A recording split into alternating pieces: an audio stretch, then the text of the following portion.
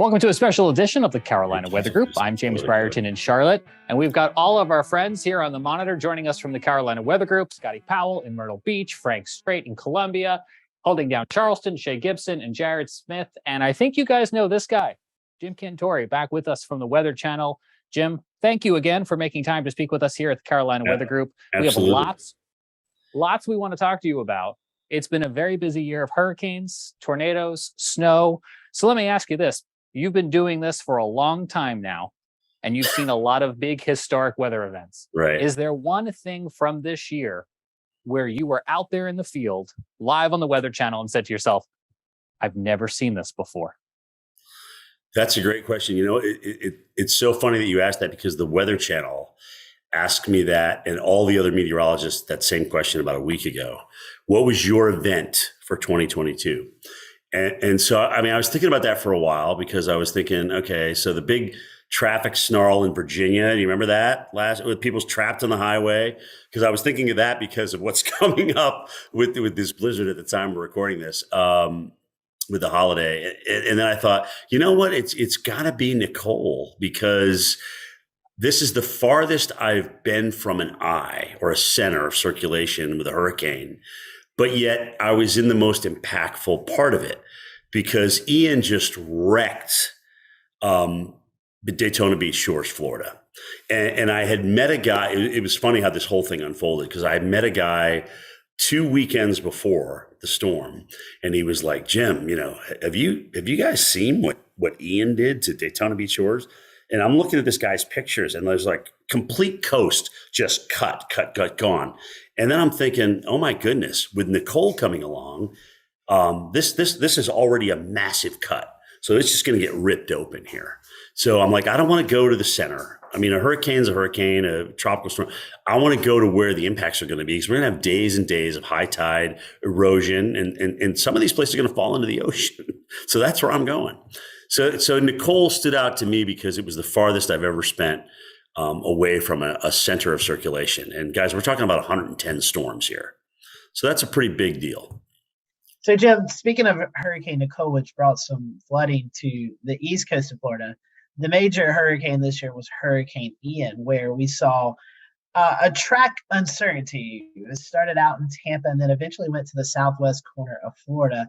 Can you tell us about your experience with Hurricane Ian? Yeah, it was a really big event, because I have a very good friend who lives in Bonita Springs, and we were talking about it, and I'm like, oh, you know what? The models are shifting this way and that way and this way. And I'm like, and I remember having to get in touch with him like 24 hours before the event, and I was like, Bill, it's not going to be good. It's not. You're gonna have water. You're gonna have water in your house. And sure enough, he did. He had it across the entire bottom floor. And it's just one of those things where, you know, I think if you're a meteorologist and you understand surge and you kind of know what's going on, you expect it. But when you're just a person who's living in paradise, it's like, what the hell is going on here? And it's hard to fathom and deal with. But he's just, you know, he's a tough guy. I knew he could deal with it with his family and things like that. But that was the hardest part, because now it affected me in a way. Yes. So going out initially, it was like, well, Jim, you may have to go to the Panhandle. I'm like, well, I probably won't be, but let's go to Tampa. Let's start there. It's a good center point, and then we'll move from there. And then I said, I'll give you two choices. I got Punta Gorda or I've got Sanibel. You guys pick where you want me to be. And they're like, well, in Sanibel, you could get trapped. I'm like, yes, you're probably going to have to come get me. But if you want the shot, if you want what you put me out there for, then that's the thing. I said, in Punta Gorda, though, I could get the surge. I could get the wind and the eye wall. You know, that's probably where we're going to go when we leave Clearwater Beach. And that's where we went. Now, because of the jog to the right, you know, Fort Myers Beach got it, and we didn't get the surge in Punta Gorda, which is what we were preparing for. I mean, we were ready to go up in a parking garage and just let that thing basically flood, because that's what I thought was going to happen. But yeah, Ian was a beast, dude. That was probably the strongest wind I've ever had to stand in. Yeah, definitely the strongest. You managed to have an encounter with a tree branch, I think, when you were in Punta Gorda, right? I guess so. I mean, I don't know when somebody told me that, Jim, this video went viral of you getting hit by a palm prawn, and I'm like, okay. So it was, but I mean, it was a testament to how strong the wind was, because it was enough to just take me off my feet, and I guess that's what made it viral. But you know what? Here's the deal, guys. I want to thank God that it wasn't a street sign. Okay. Because that's my biggest worry. And in a storm like that, when you have that kind of wind, when you're out there and that kind of stuff, you wonder, yes, I got a helmet, I've got some body armor on, but a street sign, moving at 90 miles an hour, I like to tell people, just kind of jokingly, but I don't really mean it, but I say, guys, look, when you watch a NASCAR race, you don't just watch these great drivers to make left turns for the whole day. I mean, you want to see the pile up, you want to see the crash. So I think, it's like, here, Jim, get into the eye wall. We hope you don't crash, but we kind of hope you do. But you know what I mean? That's kind of where I'm going with that. But you know what? I'll take a palm prawn over a street sign any day, any day of the week. Right. Even with the body armor, that could do some damage to you. Yeah, coming in the right way, to slice into my face.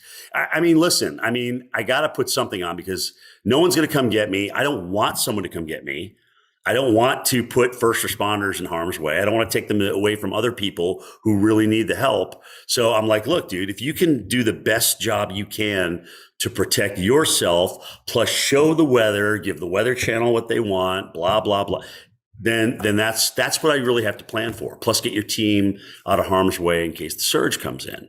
So all that strategy has to go into play before you pick your location, before you get where you need to go, and eventually go live. Jim, let me ask you a question about street signs and other dangers. We love watching you out there.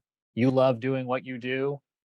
No one's trying to get rid of you, but how much longer do you think you're going to do this for? Is there going to be a point where you go, okay, that's enough risk, I have checked this box? I'm looking at my girlfriend laughing right now. Is this a conversation that comes up frequently? 4 years. 4 years is what I got in me right now. I think it's starting January 1st. We got 4 years left, and that's it. Okay. 2026. I don't know, whatever it is. My ego wants to get 40 years. So that's what I'm going to do. Well, that's what I was going to ask you. Not knowing your age offhand, I wasn't sure if that was retirement age or something. So it is 62, but thanks for asking. Well, that would be a really remarkable run, 40 years. I don't think it's different though than just coming into. Guys, I won't lie. I'm tired. It takes a lot to go out and go in the field and come home and get life back together. It's a lot, but 40 years of doing what I've done, which would be now like 35 of being in the field. I think let the kids do it. Let the kids have some fun. I guess let me ask you this. In the next 4 years, is there something on the Jim Cantore bucket list that you have not done yet? I know where you're going with that. You don't even have to finish the question. I got to get a North Dakota blizzard. So out of all the states, and even Alaska and Hawaii, I've never been to North Dakota for a blizzard. I've been to Rapid City. I've been out and I've shot. Now, this is just any weather story or any feature for the Weather Channel. I've been to Oregon, Washington, every other state but North Dakota. So I've got to get a North Dakota blizzard into the mix. Absolutely. That's what I got to do. What is your words of wisdom to kids who are going through maybe high school, middle school, into college? Like, what is that word? Like if someone says, Jim, give me some words of wisdom if I want to pursue this career, what would that be? I'm going to tell you exactly what my dad told me when I was sitting at the dining room table, and he looks at me and he says, "Son, what do you want to do for the rest of your life?" And he said, he goes, "Make sure you love what you do." Love what you do. You got to wake up every morning for the next 40, 50 years of your life. Love what you do. It doesn't matter what it is. Just love what you do. If it's meteorology for these folks that you're talking about, then do it. But make sure you put the work. You're ready to put the work into it too, because I'm not a trophy for 10th place kind of guy. Okay. I mean, you got to put the work in. And that means, let me tell you a little story, guys. When I first got to the Weather Channel at 22 years old, I didn't know where the Cayman Islands were. I didn't know jack about the damn tropics. And so John Hope, who was like everybody's grandfather back then, he actually came up to me and he said, Jim, your tropical updates need work. They're just not very good. I was crushed. I was absolutely crushed.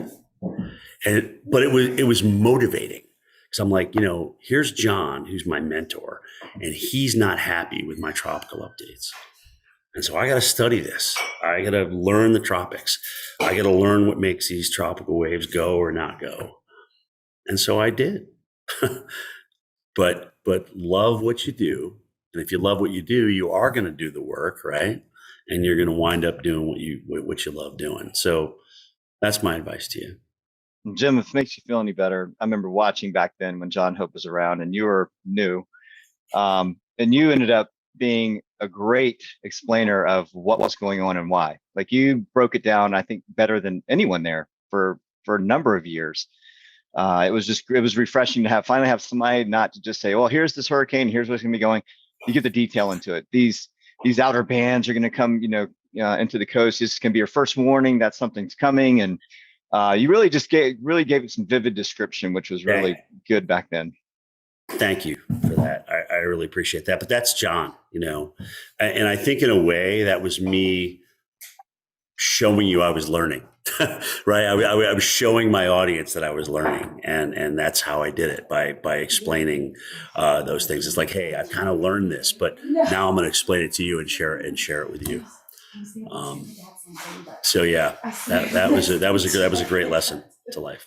It's getting to the point, Jim, where you have to get a little creative to find something to do that you haven't done since you've been doing this for 35 years. I mean, after you had the North Dakota blizzard, what is it? A Saharan dust storm at Cabo Verde? I mean, you have to start thinking outside the box. I mean, I'm going to be honest with you. So I was on another podcast a couple of weeks ago with Josh Morgan, and I mean, what a great guy.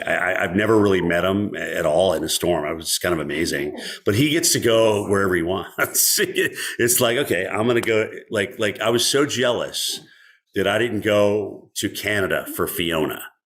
Okay. So it's a business, guys. What kind of return on investment are we going to get sending Cantore all the way up to Canada to Fiona? I mean, he's obviously going to get blown around this, that, and the other thing. But what are we going to get as a return on investment? And that's how the business looks at it. And I get that. And I'm not complaining. But I would have loved to have gone to that storm. I mean, think about this. Strongest hurricane ever on record in Canada, right? That was a really big deal. And so then he does that. Then he comes down for Ian. And it's like, dude, I'm so jealous about that. That's what you get to do when you're on your own. We had Mark Sunneth on the Carolina Weather Group a week or so ago back, and he said he was en route to Canada and had to turn back for Ian. So I think he shares that with you on a little FOMO.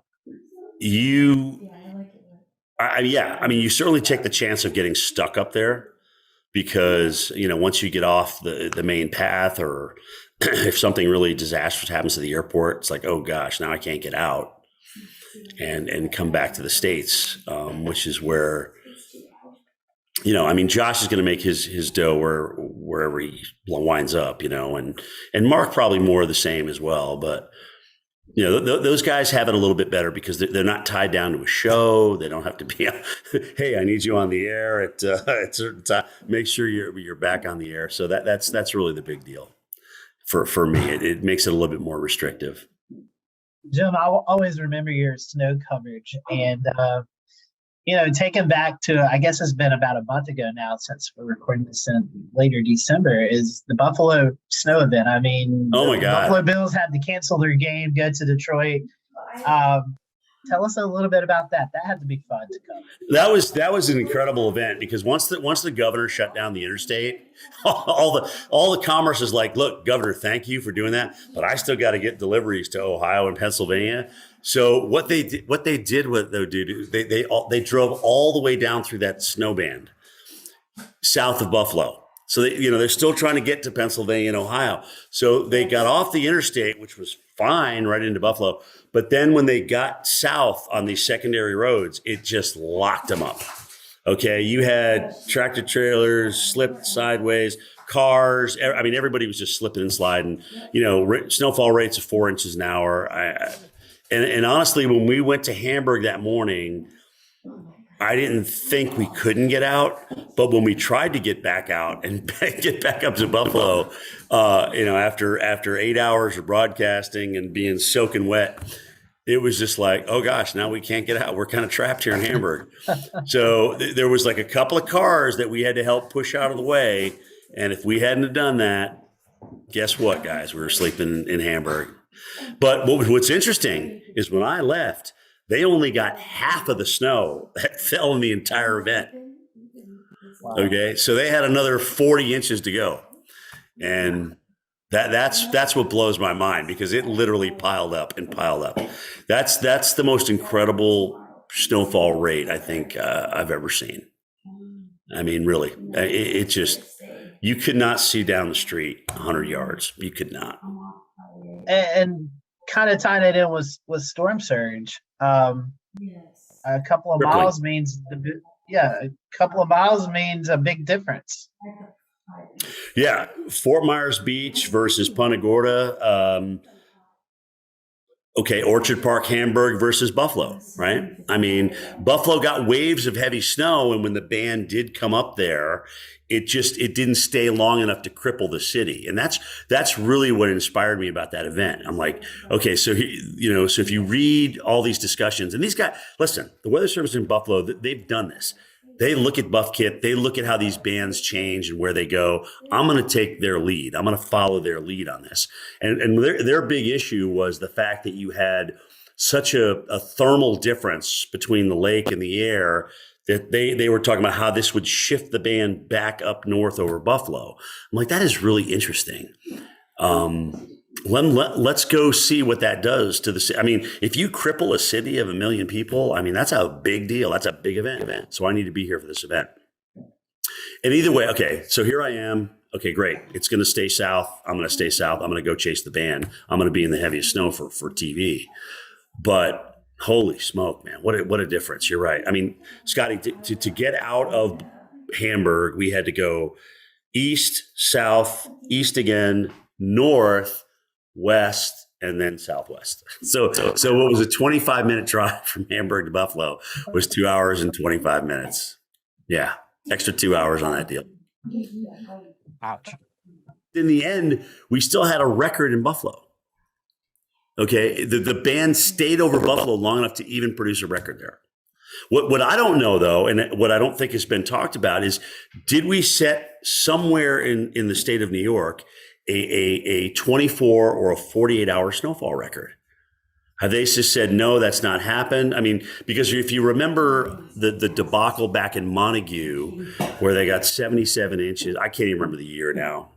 It's so convoluted, but the fact that they didn't measure it properly, they did every 6 hours instead of every 4 hours. It negated the record at Montague. Well, did somebody measure the Orchard Park or the Hamburg snow properly for 24 hours and 48 hours to give us a state record? Because really all you needed to beat was 50 inches in 24 hours. So I don't really know if that's, we haven't had time to go back and talk to the Weather Service in Buffalo about that. But that's, inquiring minds want to know, right? Oh my goodness. Jim, I was going to ask about going back to the warm side of these winter storms. And it just certainly seems like, everyone associates spring with tornado season. Everyone, it's like, that's the kind of this thing that Twister glorified. It's the thing that everybody is what people are thinking about. But we are seeing some really violent events in the cold season now. I mean, just a week ago, before this recording, through New Orleans, yes, the same place twice. Yeah, how weird is that, Araby?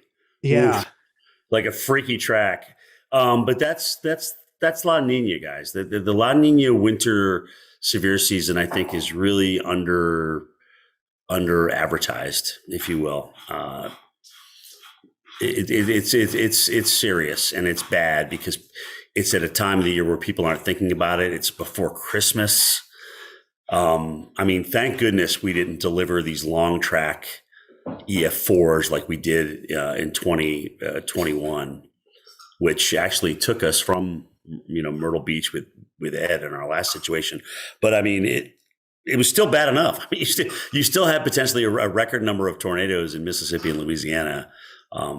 And what do we have? An average 23 tornadoes in the month of December. So it's just crazy when you think about this. But La Nina, especially anything in the moderate range, I think gives us a really dangerous second season, which is this winter tornadoes in the South. Yeah, it was. I remember watching that morning, and it was just like literally everything is spinning. Right. Oh my gosh, guys, that was the think about this. So here I am on the air. I mean, I'm on the air 6 to 9 a.m. Let's face it. When you look at tornado times and when they usually occur, that is not usually the busiest time for tornadoes. But I've got warning after warning. I mean, I've got 7, 8 warnings lined up, and I've got debris signatures. I'm like, you got to be kidding me. I mean, they're just everywhere. So, like the late November outbreak, and then the one we just had recently, it was just, I mean, that was really crazy. That was really. Yeah, I mean, we had tornado emergency, I think, going into the Dallas Fort Worth metro area. The Grapevine tornado, yeah. At 7 o'clock in the morning. I know. I don't know how you even prepare for that. People will be like, "What? A tornado emergency? You got to be kidding me!" But that's the thing, guys. It's interesting when we look at what's usual about seasons now. It's just different, whether it be flooding, these flood events that we had in July, these 6 historic flood events, or the hurricanes. I mean, look, who would have thought that we went from mid-July to the first 10 days of September with no tropical systems, and then all of a sudden it goes gangbusters again, right? And then we had this huge October and November, and it was just like, wow. So. And that was just to get us to average in a year where it was predicted to be way above average. So it's just the seasons are it's just kind of weird. Speaking of Ian again, coming up off the Florida coast up to the Carolinas. Right. How about that? I mean, we're in Charleston here wearing jackets during a hurricane. Very odd, with that cold air spilling down from the north, and then you have a tropical system that it is just really unique. I don't think we've ever seen that before, where we've actually been cold in jeans and jackets during the middle of a Category 1 hurricane. So that was the worst scenario. You bring in a Cat 4, you cross it over the state, and then it's over the warm water. It redevelops. It's got enough structure to go again. And that gradient just stuck with us forever. And that's what caused all this erosion. And I mean, you had it up the South Carolina coast. I mean, my friends in Myrtle Beach. I mean, this guy owns tons of condos and stuff like that. And he's like, Jim, I lost my whole beach. I lost my whole deck. I had the pool full of sand. I'm like, yeah, I believe it. I believe it. So that was rough. That was rough. You got to look at the meteorology. Okay. Look at the atmosphere. Look at the water. It's still warm. I mean, if the parameters are still there, then boom, we're going to have the chance to get these odd events where you normally wouldn't find them. Jim, I think that's very well put. We appreciate all you have done and continue to do to inform the public, to set standards, high bar here in the industry, and for every year taking time out to talk with us here at the Carolina Weather Group. We know you don't have to do that, and so we appreciate that you do. And we want to wish you a safe and happy new year. Thanks for having me. I'm sorry to cut it short, but my little Dolly is here, my little daughter, who is going to be out of town for Christmas. So I'm going to go spend some time with her right now. But listen, guys, Merry Christmas. Happy New Year. I don't know when this is playing, but thanks for having me on. I really appreciate it. Happy holidays. Merry Christmas to you, Jim, and to everyone who's been spending this year with us. Thanks so much. We'll see you back here.